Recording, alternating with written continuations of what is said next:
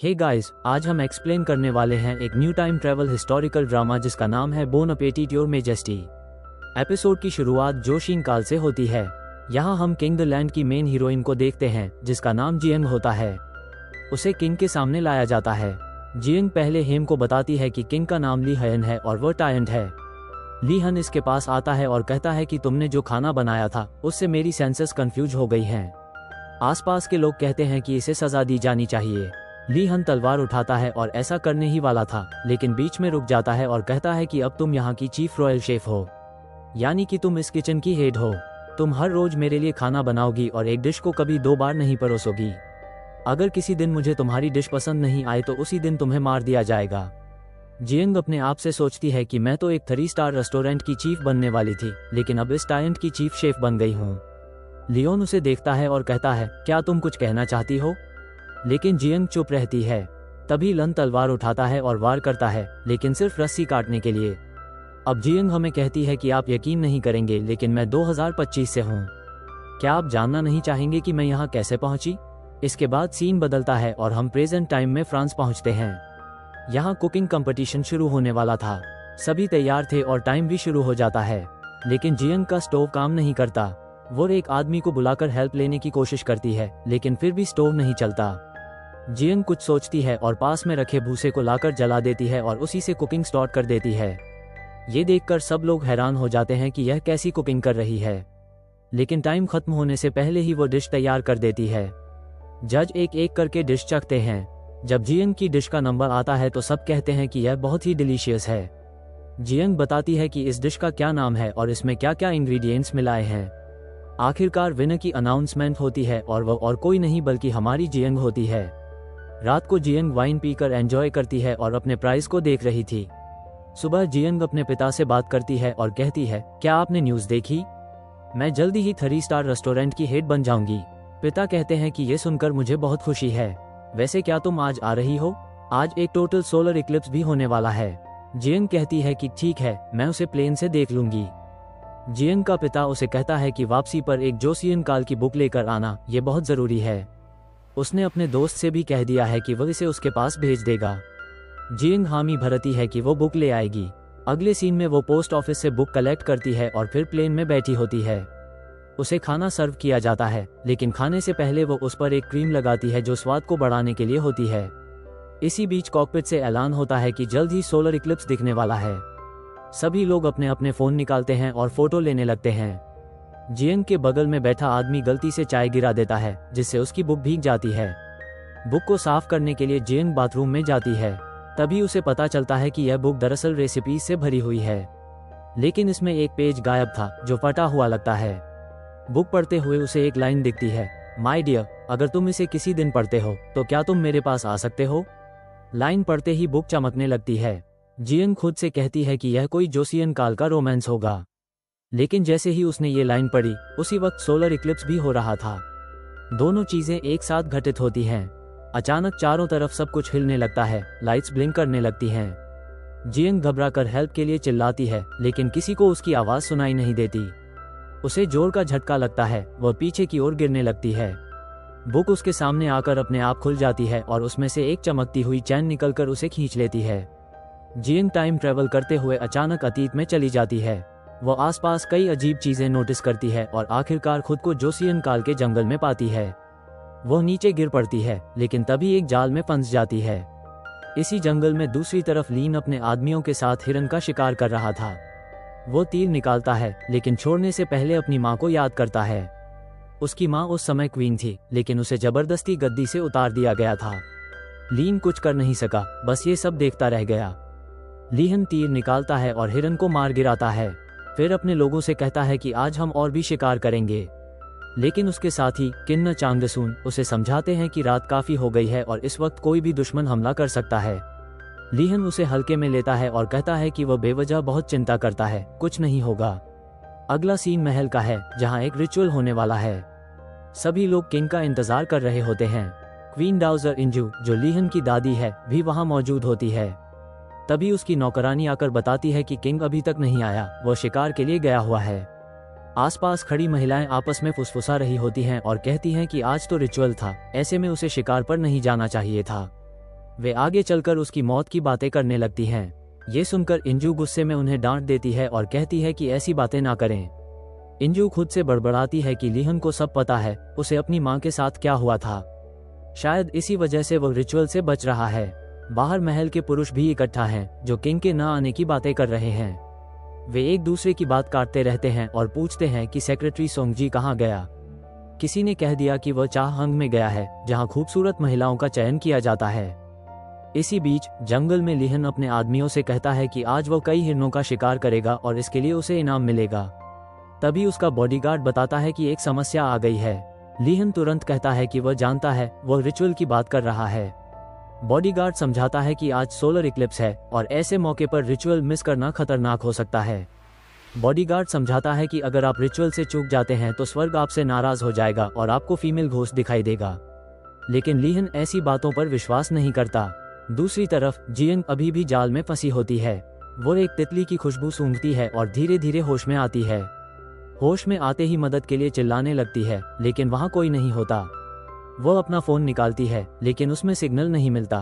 घबराकर वो कहती है, मैं कसम खाती हूँ, मैं तो प्लेन के बाथरूम में थी, मैं यहाँ कैसे आ गई।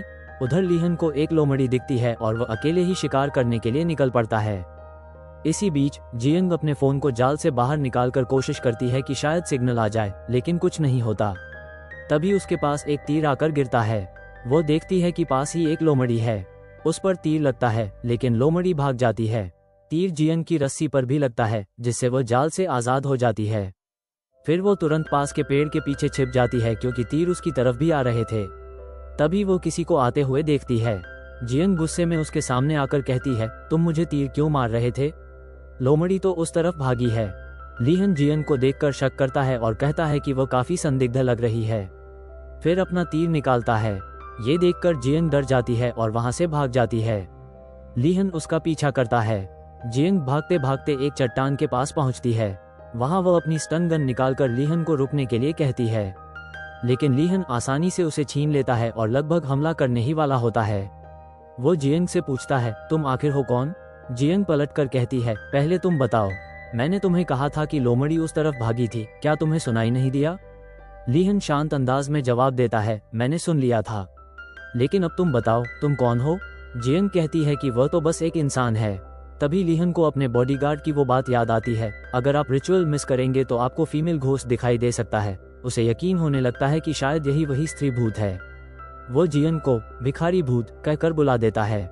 जियंग ताना मारते हुए कहती है, हाँ मैं भिखारी जैसी दिख रही हूँ, लेकिन मैं सच में भिखारी नहीं हूँ। लिहन गुस्से में तीर छोड़ता है, जिससे जियंग का बैग नीचे गिर जाता है। जियंग चिल्लाकर कहती है, तुमने ऐसा क्यों किया, क्या तुम पागल हो। तुम्हें नहीं पता होगा, लेकिन मुझे ताइक्वांडो आता है। फिर वो वहीं पर ताइक्वांडो की मूव्स दिखाने लगती है और साबित करती है कि उसमें कितनी परफेक्शन है। लिहन अपने तीर चलाता रहता है, लेकिन आखिरकार उसके तीर खत्म हो जाते हैं। ये देखकर जियंग हंस पड़ती है और मजाक उड़ाते हुए कहती है, अब मैं तुम्हारी शिकायत पुलिस में करूंगी। तुम्हें पता भी नहीं है, मेरे कई दोस्त टूर्नामेंट्स में नामी गिरामी लोग हैं। लियन तलवार लेकर जियंग के पास आता है और कहता है कि उसे कुछ भी समझ में नहीं आ रहा कि वो क्या बोल रही है। वो तलवार को उस पर तान देता है। जियंग अपने स्टन गन का इस्तेमाल करती है, लेकिन वो काम नहीं करता। लियन स्टन गन को नीचे गिरा देता है और जियंग को मारने ही वाला था कि तभी कोई और वहां आकर तीर चला देता है। जैसे ही लियन को एहसास होता है, तीर उसके शरीर में लग जाता है। गिरते हुए वो जियंग से कहता है, तुम रिबल हो। इसके बाद दोनों साथ में पानी में गिर जाते हैं। अगले सीन में सोल्जर वहां पहुंचते हैं और लियन को ढूंढने लगते हैं। इसी दौरान हमें जियंग का बैग भी दिखाई देता है। फिर सीन शिफ्ट होता है सोंगजे की ओर, जो चाहोंग से लौट रहा होता है। उसके साथ उसका पिता सोहंग भी होता है। रास्ते में सोंगजे अपने पिता को बताता है कि जब वह चाहोंग गया था तब उसने वहां क्या क्या किया।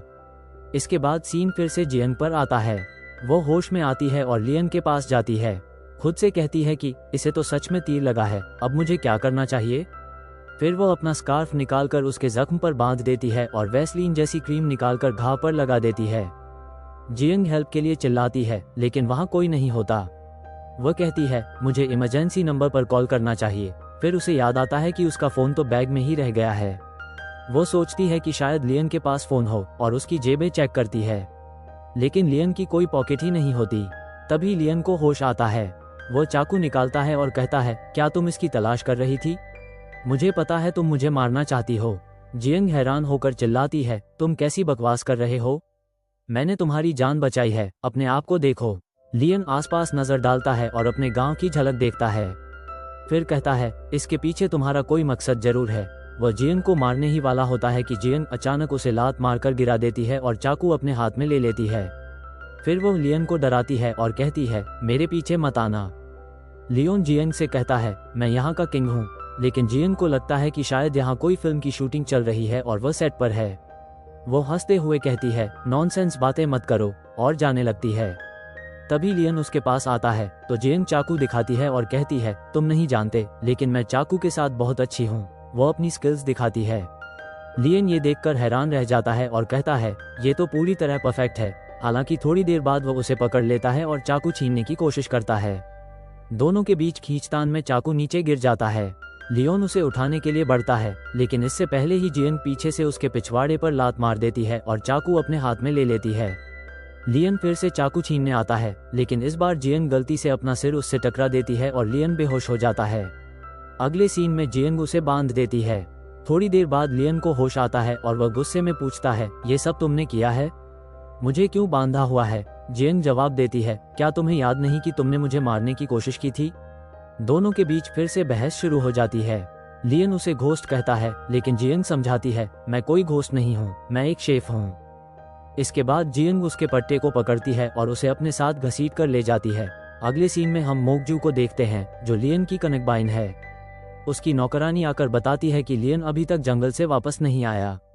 मोकजू सोच में पड़ जाती है और कहती है, वह पहले भी शिकार के लिए गया है, लेकिन इतना लेट कभी नहीं हुआ। फिर उसे 7 साल पहले का वक्त याद आता है, जब वह जेल में थी। मोकजू की एक दर्दनाक कहानी है। उसकी मां ने उसे एक आदमी को बेच दिया था, लेकिन मोकजू ने उस आदमी को मार डाला। इसके बाद उससे मिलने जेसन आता है, जो लियन का दुश्मन होता है।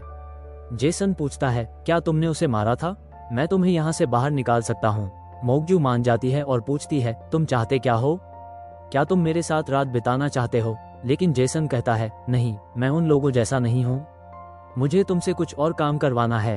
वर्तमान में मोकजू सोचती है, क्या ये सब उसी का काम है? तभी उसके पास एक लेटर पहुंचता है। जेसी उस लेटर को पढ़ता है और अपने आदमियों से कहता है, किंग अभी भी जंगल में है। अगर तुम में से किसी ने भी उसके साथ कुछ गलत किया तो मैं किसी को नहीं छोड़ूंगा। अगले सीन में लियोन जियंग के साथ दिखाई देता है। वो जमीन पर गिरा हुआ कहता है, मेरे लिए पानी ले आओ, मैं राजा हूँ।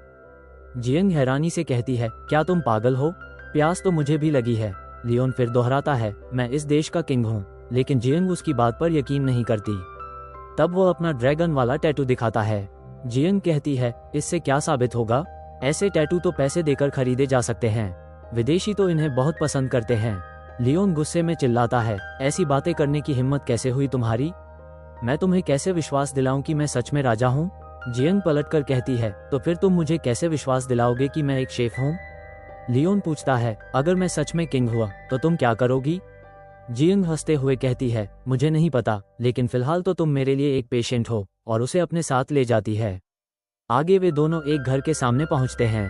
लियोन बताता है, यहाँ कोई नहीं रहता, मैं शिकार के लिए यहाँ आता हूँ। जियंग बातों बातों में एक पुराने राजा का जिक्र करती है। वह एक टायरेंट था, लोगों की जमीनें छीन लेता था, वहाँ शिकार करता था और औरतों को जबरन ले जाया करता था। लियोन पूछता है, क्या तुम मेरे बारे में बात कर रही हो? जियंग कहती है, नहीं, ये बहुत पहले की बात है।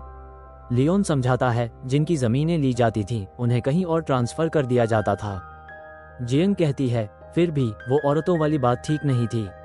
लेकिन तुम ऐसे क्यों रिएक्ट कर रहे हो, जैसे ये सब तुम्हारे बारे में हो? थोड़ी देर बाद जियंग लियोन को बांध देती है और कपड़े बदलने चली जाती है। घर में पड़े कपड़े पहनकर बाहर आती है, लेकिन तभी उसे अंदर हलचल सुनाई देती है। वह देखने जाती है तो अंदर एक लड़की झाड़ू लेकर उस पर हमला कर देती है। लड़की कहती है, तुम चोर हो। जियंग समझाती है, नहीं, मैं चोर नहीं हूँ। लड़की का नाम गिलगियुम होता है। वो गुस्से से कहती है, तुमने मेरे कपड़े चुरा लिए। जियंग माफी मांगते हुए कहती है, यहाँ कोई ओनर नहीं था, इसलिए मैंने कपड़े ले लिए। सॉरी। वैसे क्या तुम मुझे बता सकती हो कि हम कहाँ पर हैं? गिलगियुम जियंग को बताती है कि ये जगह क्या है। जियंग हैरानी से पूछती है, तुम लोग सब एक जैसी बातें क्यों कर रहे हो? क्या तुम किसी सेट पर हो? गिलगियुम उलझन में कहती है, सेट क्या होता है? बातों बातों में गिलगियुम बताती है कि ये मंकी का साल है।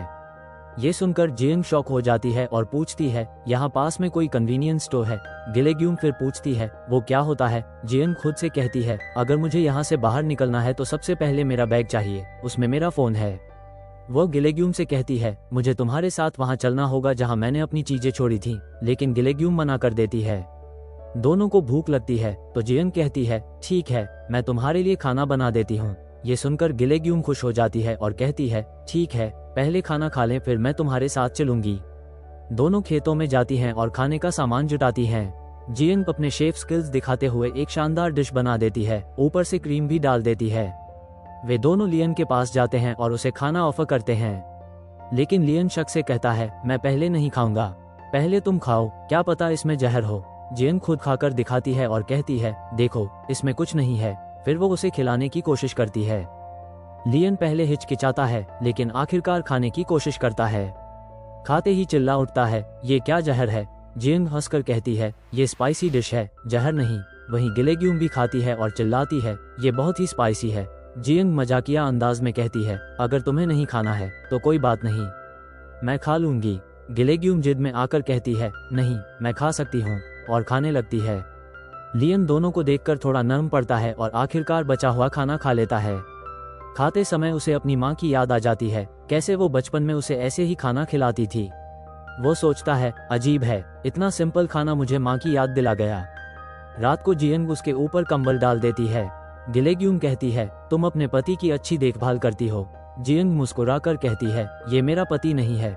असल में लियन सोने का नाटक कर रहा होता है और सब सुन रहा होता है। इसके बाद दोनों लड़कियां पानी के पास खेलने जाती हैं। तभी सोल्जर आते हैं और लियन को छुड़ा ले जाते हैं। लियन कहता है, ये रिबल्स हैं, हमें इन्हें खत्म करना होगा, और फिर वे घर को जला देते हैं। जियंग को याद आता है कि लियन ने गिलेग्यूम से पूछा था, तुम कौन हो, यहाँ क्यों रहती हो, ये जगह तुम्हारी नहीं है। लेकिन गिलेग्यूम चुप रहती है। बाद में जियंग खुद उससे पूछती है। गिलेग्यूम कहती है, मैं चाहोंग से बचने के लिए यहाँ रहती हूँ। तभी औरतों को पकड़कर महल ले जाया जाता है। जियंग कहती है, ये तो जोसोन युग जैसा लग रहा है।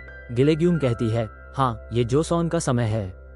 इसी बीच कुछ सैनिक वहां से गुजरते हैं और जियंग मदद के लिए चिल्लाती है, लेकिन उनके साथ लियन होता है। वो जियंग को देखता है और एपिसोड यहीं खत्म हो जाता है।